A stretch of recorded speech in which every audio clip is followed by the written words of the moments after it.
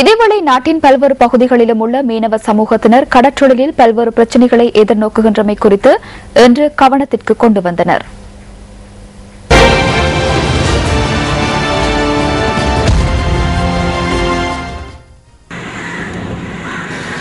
தெவினுவர மீனவ துறைமுகத்திலிருந்து பேரணியாக வருகை தந்த மீனவர்கள் ஸ்ரீ விஷ்ணு தேவாலயத்திற்கு முன்பாக இன்று முற்பகல் ஆர்ப்பாட்டத்தில் ஈடுபட்டனர்.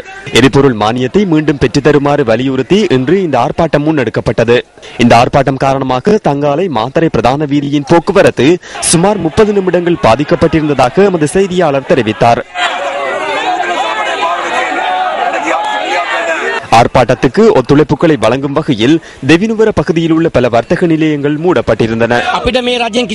இந்த அரசாங்கத்தினால் நமக்கு விதமான நிவாரண உதவிகளும் கிடைக்கவில்லை. எமது விலைகள் அனைத்தின் விலைகளும் அதிகரிக்கப்பட்டுள்ளன. படகு தொழிலுக்கு செல்ல முடியாத நிலைமை காணப்படுகின்றது. முன்னர் பெரிய வகையிலான 10 மீன்கள் கொண்டு வந்தால் எமக்கு போதுமானதாக இருக்கும். எனினும் தற்போது வாழ முடியாத நிலைமை காணப்படுகின்றது. நீர்கொழும்பு மீனவர்களுக்கு அன்று போலி வாக்குறுதிகள் வழங்கப்பட்டன. அந்த உறுதிமொழிகளை கண்டு நாங்கள் ஏமாறப்போவதில்லை. அரசாங்கத்தினால் வழங்கப்படுகின்ற நிதியுதவிகளை நாங்கள் பெற்றுக்கொள்ளப் போவதில்லை. இந்த அரசாங்கத்தில் மீறப்பட்ட உறுதிமொழிகளுடனான திரைப்படத்தில் நடிக்கின்ற நடிகர்களே இருக்கின்றனர்.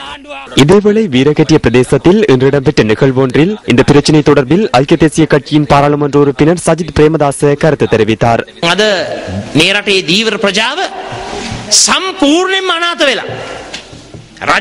மீனவர்கள் இன்று ஆதரவற்ற நிலையில் உள்ளனர்.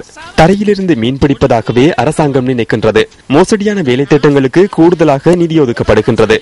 வரலாற்று சிறப்புமிக்க தலதா மாளிகைக்கு முன்பாக 2 நாட்கள் கார்பந்தயத்தை முன்னெடுக்க முடியும். பிரபுக்களின் பிள்ளைகளுக்காக கார்பந்தய களியாட்டங்களை முன்னெடுக்க முடியும். இவற்றை மேலும் உற்சாகப்படுத்த வெளிநாடுகளிலிருந்து அழகிகளை அழைத்து வர நிதி உள்ளது. ஆனால் மீனவர்களின் எரிபொருள் மானியத்தை வழங்க அரசாங்கத்துக்கு பணம் இல்லை. ஏன் இது குறித்து கவனத்தில் கொள்வதில்லை?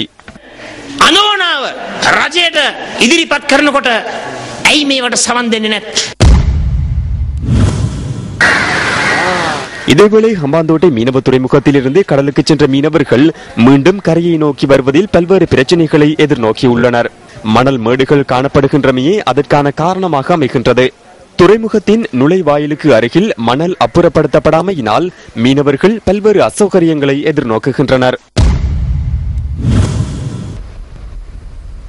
இதேவேளை காலி தொடம்துவ பகுதியை அண்மித்துள்ள மீனவர்கள் இன்று ஆர்ப்பாட்டம் ஒன்றில் ஈடுபட்டனர். காலி கொழும்பு பிரதான வீதியின் தொடம்துவ மீனவ துறைமுகத்திற்கு அருகில் இந்த ஆர்ப்பாட்டம் முன்னெடுக்கப்பட்டது. இந்த பகுதியைச் சேர்ந்த மீனவர் ஒருவர் வேறொரு துறைமுகத்திலிருந்து கடலுக்கு சென்று அவரது படகு கவிழ்ந்துள்ளமைக்கு எதிர்ப்பு தெரிவிக்கும் வகையிலேயே இந்த ஆர்ப்பாட்டம் முன்னெடுக்கப்பட்டது. இந்த படகில் 9 மீனவர்கள் பயணித்த அதேவேளை அவர்களில் 8 பேர் காப்பாற்றப்பட்டுள்ளனர். இதேவேளை வெள்ளவத்தை கடற்பரப்பில் மீன்பிடி படகொன்று கவிழ்ந்ததில் ஒருவர் காணாமல் போயுள்ளார். இந்த விபத்து நேற்றிரவு 10:40 மணியளவில் இடம்பெற்றுள்ளதாக போலீசார் குறிப்பிடுகின்றனர். வெள்ளவத்தை கரையோர பகுதியிலிருந்து சுமார் 1 கிலோமீட்டர் தொலைவில் இந்த படகு கவிழ்ந்துள்ளதாக போலீசார் தெரிவித்தனர். காணாமற் போன நபர் வெள்ளவத்தை பகுதியைச் சேர்ந்த 40 வயதான ஒருவர் என தெரிவிக்கப்படுகின்றது. படகிலிருந்து மற்ற 2 காப்பாற்றப்பட்டுள்ளனர்.